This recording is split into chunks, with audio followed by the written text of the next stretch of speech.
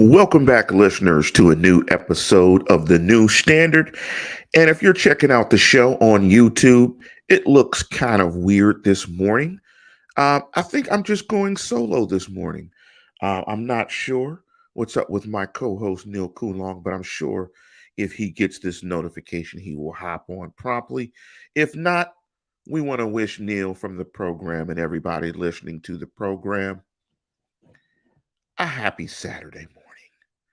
Very cold all over the country. I hope everybody has been staying safe. If you want to participate on the program and join the program and join the experience, of course, we come on every Saturday morning at 9 a.m. Typically, the show is from 9 a.m. to 10 a.m. And we do it, of course, Pacific Standard Time because Neil and I are both on the left portion of the country. If you want to join the program via podcast platform, make sure you go to any podcast feeder and do a search for The New Standard and Lance Williams or Neil Coulong. And last but not least, you can hit the show via email at the newstandardpod@gmail.com. Also, if there's anybody out there that's listening to the program via the podcast, or because a lot of people don't listen to the show, on YouTube, it's kind of hard to catch. And big up to everybody jumping on to the live chat. What's up, my guy, Wes? Haven't talked to Wes for a while. Big up to Ollie Howard Species. Assalamu alaikum, my brother. I need some help with my social media and trying to promote the show better via social media. Because of my schedule, it's really hard for me to do the social media portion. And big up to Felicia. What's happening, Felicia? It's hard for me to do the social media portion. Also, given my age, I may not be up to date on all of the best methods of promoting the show via social media. So if you want to volunteer and help me, I cannot pay you. I'm going to just tell you that right now. That please help out the show. If you want to learn your social media chops and just get some practice and trying to build a brand via social media so you can take those skills to another bigger platform, please hit me up at the new standard pgh at gmail.com, or you can respond to me on YouTube in the comments, or you can respond to me on IG at the new standard pgh. Hit me in my DMs. Before we jump into the main topic of the program, which is how to measure the impact of an assistant coach. And thank you, Wes. And Wes, I hope you get better. Wes informed us that he's recovering from a torn meniscus. And I hope Wes didn't tear his meniscus chasing Felicia, but I'll leave that for another day. So let's just leave that there. And thank you, Wes. We can talk. You can hit me offline. We can share some ideas on how to promote the program. Like, I've never been on TikTok before, and I know there are a lot of Steeler fans on TikTok.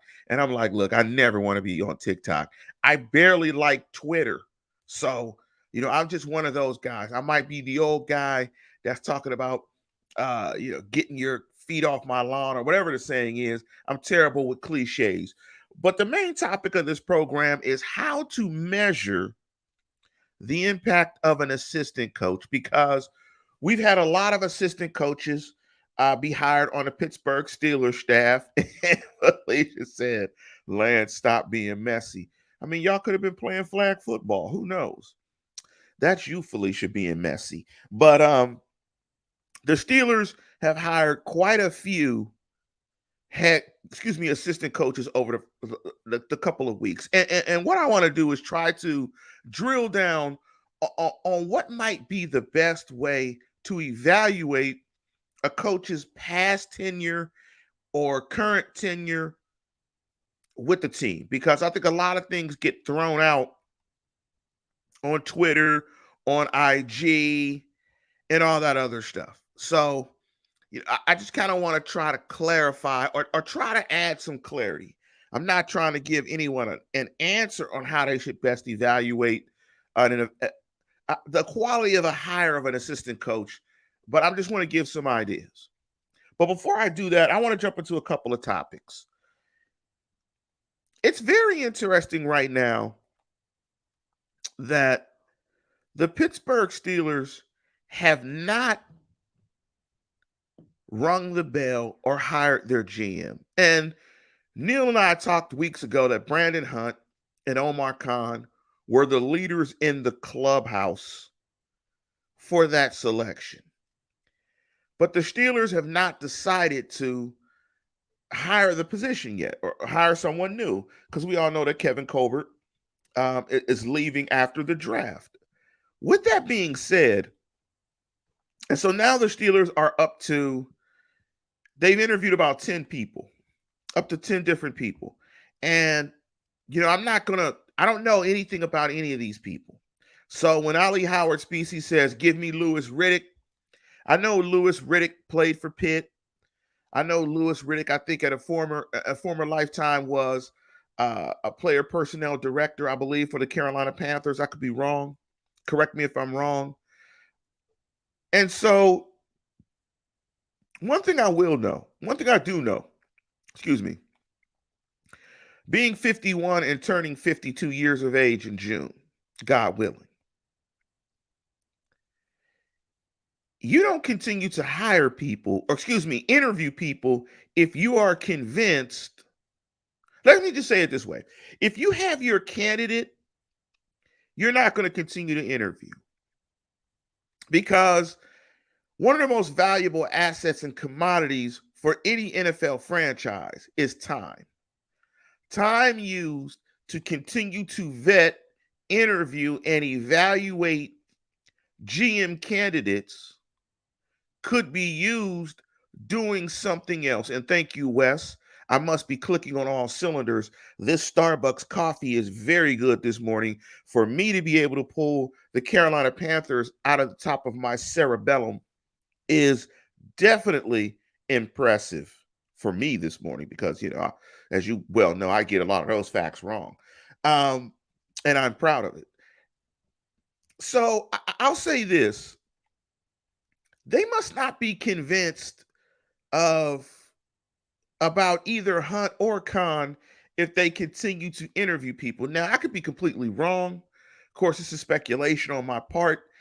But in most corporate settings, and NFL teams are corporate, they're not the traditional corporate like a IBM or an Apple or Google or ever Alphabet or another big company like that. But in my experience in working in corporate America for the last 25, 27 years, you're not going to continue to interview people when you hit that candidate that you love and you like. You're going to just strike while the iron's hot, so to speak, bad cliche, and make that hire. But maybe because they're in the process of evaluating prospects and getting prepared for the draft and trying to get prepared for the transition post Colbert, that they may want Hunt or Khan, but before they make the decision, they're just kind of just getting a touchy feel for some other candidates out there. They're going to let the process make the decision for them. So they're not going to eliminate people, but they're going to continue to interview people. And it feels like Hunt and Khan are kind of like the kept man or kept woman when you have a mate who's flirting, trying to date other people, or they don't take you seriously because you're kept. So kept meaning we have you under contract. We know if we offer you the job, you'll take it. So we're not going to worry about you. We're going to keep you over here. You're fine where you are. You'll continue to do your job. When we make the decision, we know you'll take it, so we're not going to rush. So I think it's very weird that they continue to interview coaches. Those are my two scenarios. The first scenario is they're not They don't like any of the candidates. My second scenario is they like Hunt or Khan, but while they're preparing for the draft, everybody's working and it's not a big deal to hire the person right now. And given that they have the extra time and they're not going to commit on a candidate right now, they'll continue to interview candidates. So that's kind of think that's kind of where I think it is. And so Wes chimed in and said, I think you're closer to reality of this, Lance. But another alternative possibility is that Khan and Hunt like their current roles and want to remain in them. That's a very interesting one. And and I like that one, Wes. And that's one that most people don't consider. And the reason why most people don't consider is people get most people who are ambitious get dissatisfied in a role for a certain amount of time. After a certain amount of time. And most reporting suggests that Khan and Hunt do want to move up the ladder and become GMs. I mean, we've seen Khan interview in quite a few places. So I like the thought, Wes, but I don't think that's the case. I think both guys want the job. And let me throw out a fourth scenario. Colbert's going to stay. That's a fourth scenario. That Colbert's going to change his mind, and that Colbert's going to stay. So that's a fourth possibility. But let me jump into another couple of topics I want to jump into before we jump into the main topic of the show in terms of how to measure the impact of an assistant coach. The Super Bowl was great, I guess. I don't know. Sorta. I'm going to just keep it 100. I like the halftime show. The halftime show was right. And if you grew up in the LA area, one of the highlights of the halftime show was the Tam's Burger sign. If you're from the West Coast, if you've ever lived in LA, lived on the West Coast, you know what Tam's Burgers is. And let me give you the alternative. Tam's Burger is the equivalent of the Hood In-N-Out. So if you lived in the inner city in LA, you didn't have access to In-N-Out till damn near the 2000s. In-N-Out would not move to the inner city. Because In-N-Out did not move to the inner city, you ate Tam's, we ate Tam's Burgers. Tam's wasn't great, but it was like the inner city hood In-N-Out. So it was great to see the Tam's Burger sign. I loved the whole thing. I grew up on all of that music. I'm very similar in age to Dr. Dre. I grew up on Dr. Dre Rhodium, Swap Meet mixtapes, World Class Wrecking Crew. I grew up with Dr. Dre. I've been listening to Dr. Dre my whole life in his whole musical career. If I'm turning 52, I would guess Dr. Dre is about 55, 56. But I can remember having cassettes of Dr. Dre's Rhodium tapes. I remember those, and Dr. Dre was amazing. He's always been amazing. In terms of the game itself, I was kind of high. I was kind of blah. I mean, essentially at the end of the day, the Rams out-talented the Cincinnati Bengals.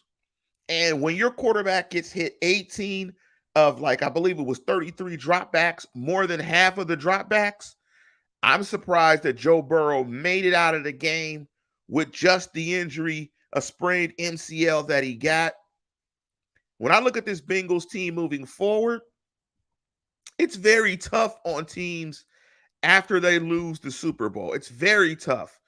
And I think when you look at the Bengals, the one thing that they have to get right is they have to get that offensive line right.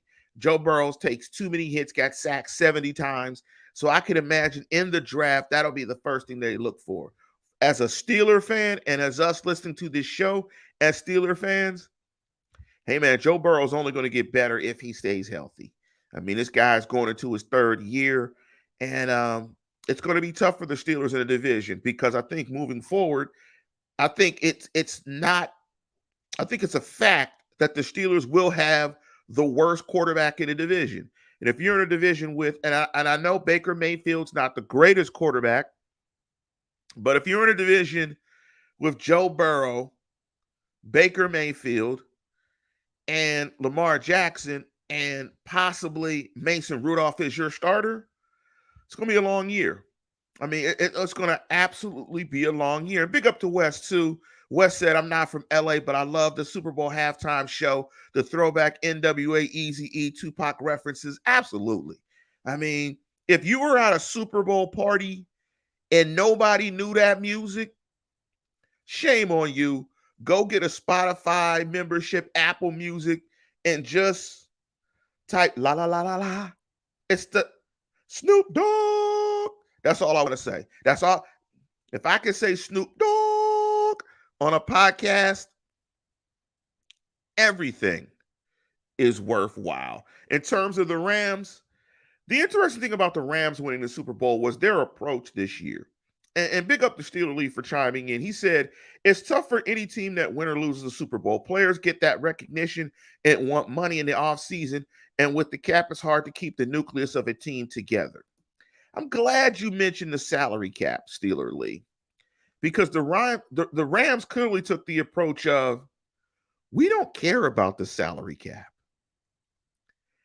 They built a super team. And this is kind of the first time we've seen it in the NFL where you had a team that really said, hey, man, I don't care about the salary cap.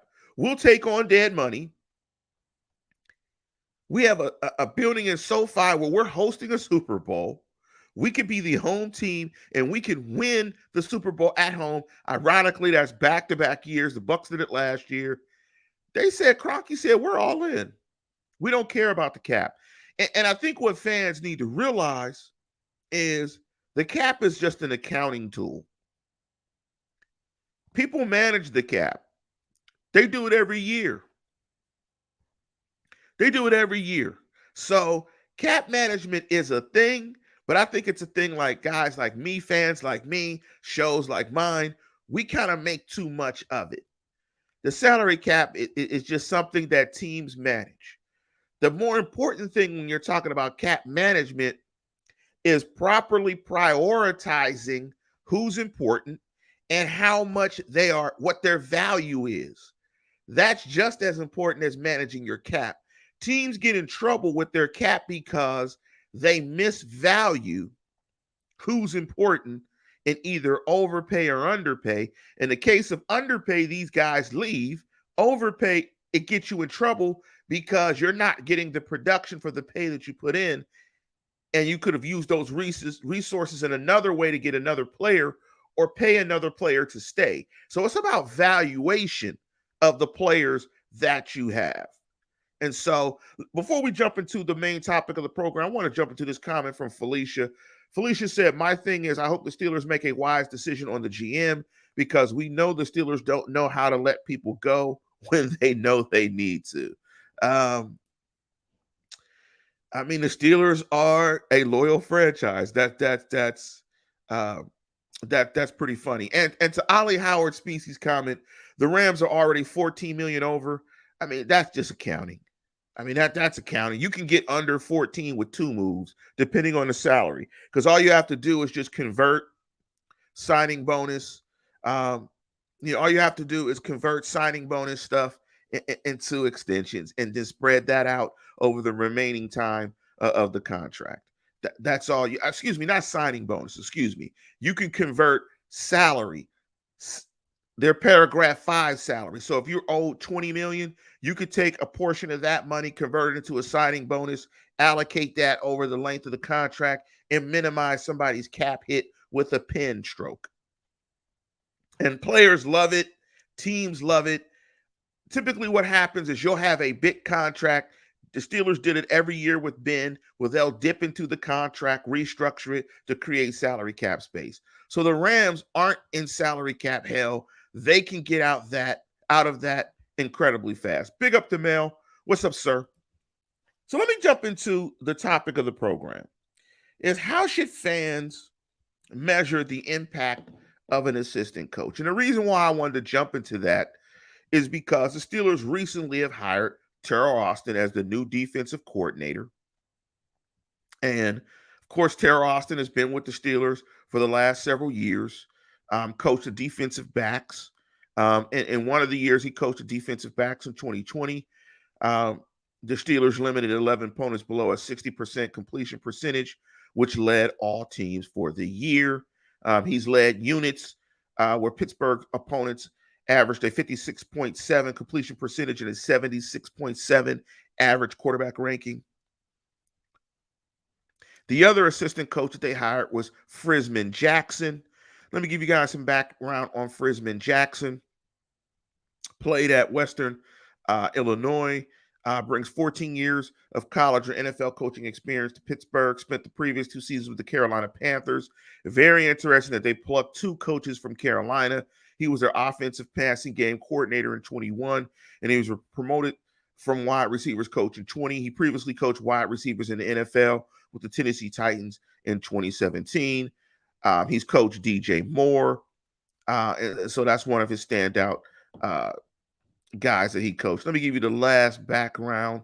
And that's the Steelers hired offensive line coach Pat Meyer, who brings in 20 years of coaching experience, including 9 in the NFL, spent previous 2 seasons with the Panthers as their offensive line coach. Also coached offensive line with the Chargers and the Bears. Chargers in 2017 to 19, and the Bears in 2013 to 24. So the Steelers have made some significant changes to their coaching staff. And so the reason I wanted to kind of jump into this is to offer some different ways to possibly evaluate the impact of an offensive line coach. I think there's 3 particular ways to do it. So thanks to my guy at Steel City Insider, my guy Jim Wexell. Overall, the most important way to evaluate the impact of any coach is wins and losses. So, but it's how you balance that, because you could have a situation where you do not have a good team, but you have a good running game. You don't have a good team, but you have a good passing game. Your wide receivers or your tight ends perform very well. But that has to be balanced with the overall goal of winning and losing. So as you break that down a little bit more, I think there are 3 things that you can use to evaluate the impact of an assistant coach. One thing I think you can't do is you can't necessarily look at how a coach's previous unit performed and how their wins and losses went and say that this coach is good or not. And I think a lot of fans, when they heard these decisions, they said, oh, we're going to look at the Carolina Panthers. Oh, their running game sucked. We're going to look at this coach. Oh, they didn't. You don't know necessarily behind the curtain what was going on in the situation, which could have impacted the performance of the units. Injuries, injury at this position made you do something here. Then you had to do something here. And so it could alter everything. So let me give you the 3 things I think you can use to evaluate the impact and the effectiveness of an assistant coach. Outside of the overarching 64,000 foot level of wins and losses, I think you can look at a couple of things: stats and player growth. If you're the coach, if you're the offensive line coach of a team that runs it, let's say, four and gets 4.5 yards per carry, especially when you don't have premier talent on the at the position, that checks 2 boxes. So what that means is you're maximizing talent, which is player growth, and you're getting results on the field. Now, it could be outside of your influence. Does that result in you winning or losing? But if you have low drafted guys, not high pedigree guys, and you're churning out 4.5 yards a pop, you're probably doing a really good job in terms of how you're coaching that position group and how you're coaching the players. So it's two things: player growth and the performance of the unit.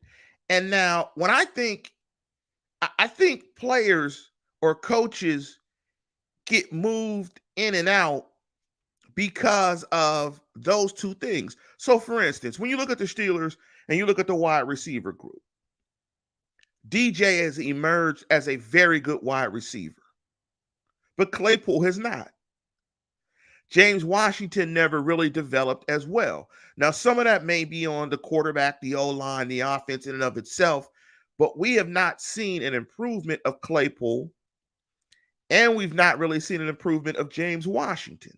So the previous I kill you, the previous wide receiver coach he failed in the regard of player development, particularly of a high valued asset who was a second round draft pick in Claypool. Let me jump into this comment from Steeler Lee. Steeler Lee says it all depends on the quality of the players you have to make an assistant coach look good. The coach and players go hand in hand.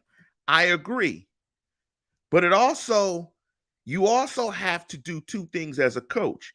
Even if you draft a good player, you have to get the player better.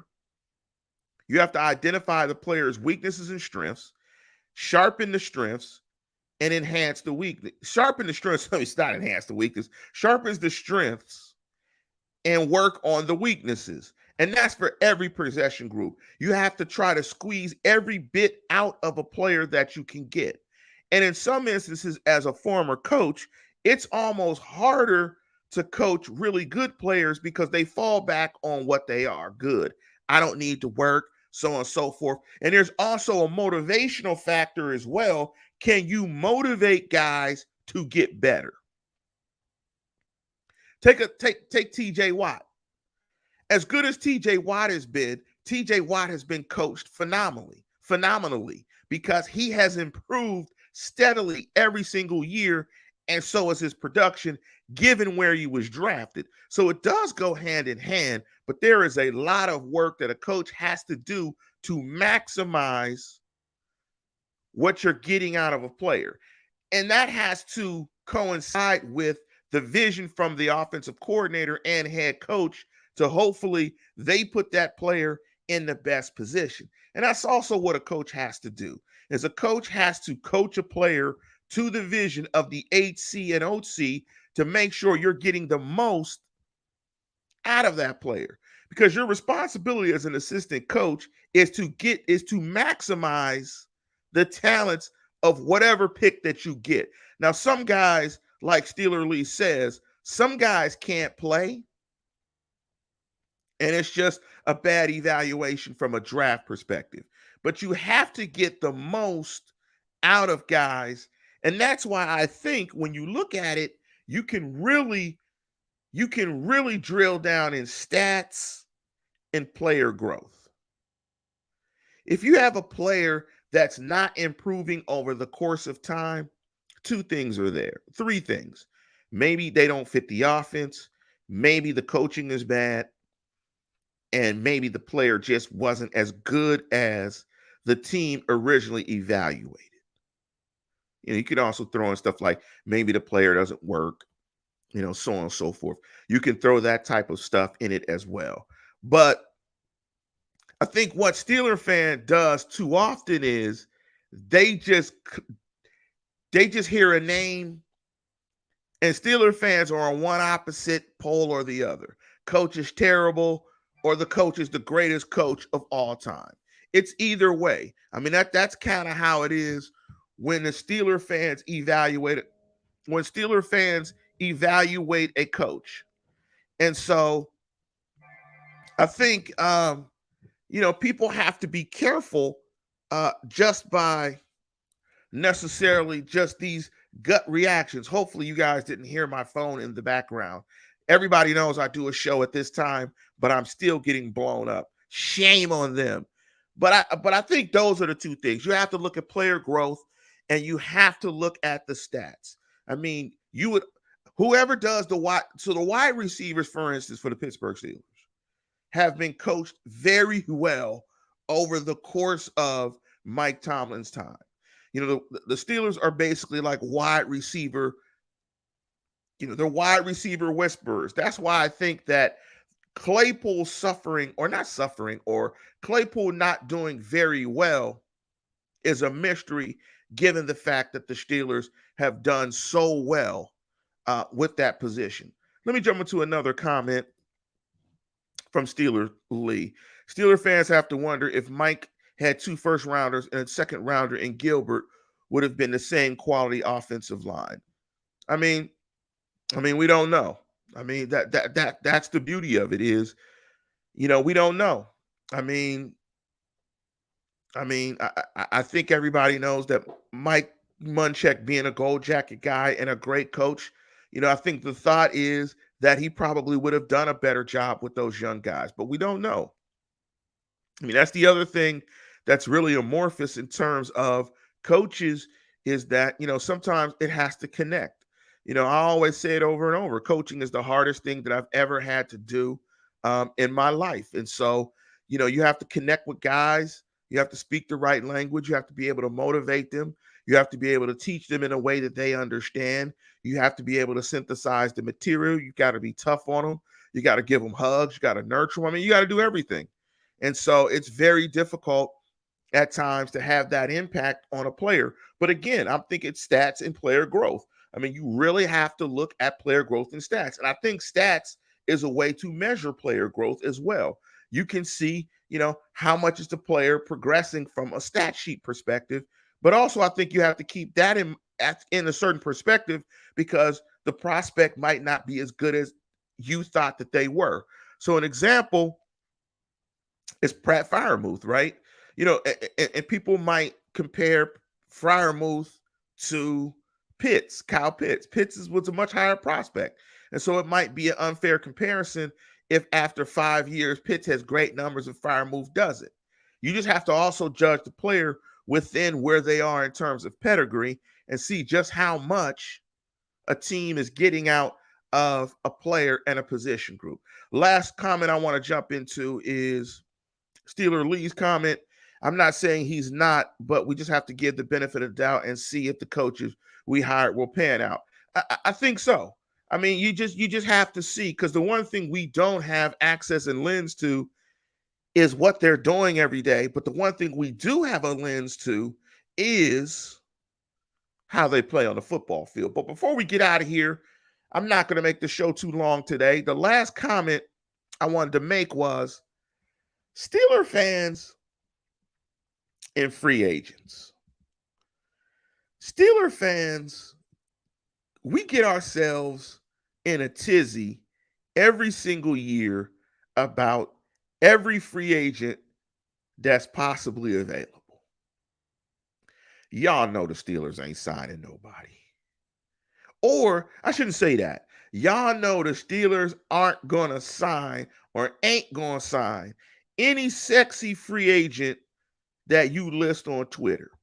So one week, the Steelers should sign Jameis Winston because you saw Jameis Winston on a video in a locker room dropping back around cones. Come on, man. Come on, man. Every free agent that's available ain't coming to Pittsburgh and doesn't necessarily want to come to Pittsburgh. Come on, man. In terms of Double H's comments, I'm too old and wise to hope that the Rooneys will pony up a ton of cash for any free agent. Here's the misconception with that. They're not going to pony up a ton of money for a street free agent. They do pony up a ton of money for their own free agents. Tua got paid a ton. Hayward got paid a ton. Mink is going to get paid. Ben got paid a bunch of times. And TJ got paid. They will pony up and roll the Brinks truck back for their own free agents. That's how it is. But before we get out of here, Let me jump into a couple more comments. Felicia said, I wonder if the Steelers will get Cam Hayward's little brother, Connor Hayward, since Mike has brothers fetish. Ooh. Um, Not sure. Little Iron does look pretty good. Um, Steelers shop at the dollar store and fans want Target products. I think that's correct. That's a good analogy there. But we're gonna go ahead and get out of here and end the show early. Want to thank everybody that hopped onto the program. But I think again, when you look at the impact of that's right. Steelers also said that AB got his biggest payday from the Steelers. I think when you look at the impact of an assistant coach, it's player growth and stats. You combine those two. You can use stats as a measure of player growth, but you have to weigh it interestingly when it comes to wins and losses. The overall goal is wins is loss and losses, but you can drill down to see player growth and stats is a measure of how a player is growing over time. But with that, we're going to conclude the show. And as always, tune in, tell a friend, and subscribe.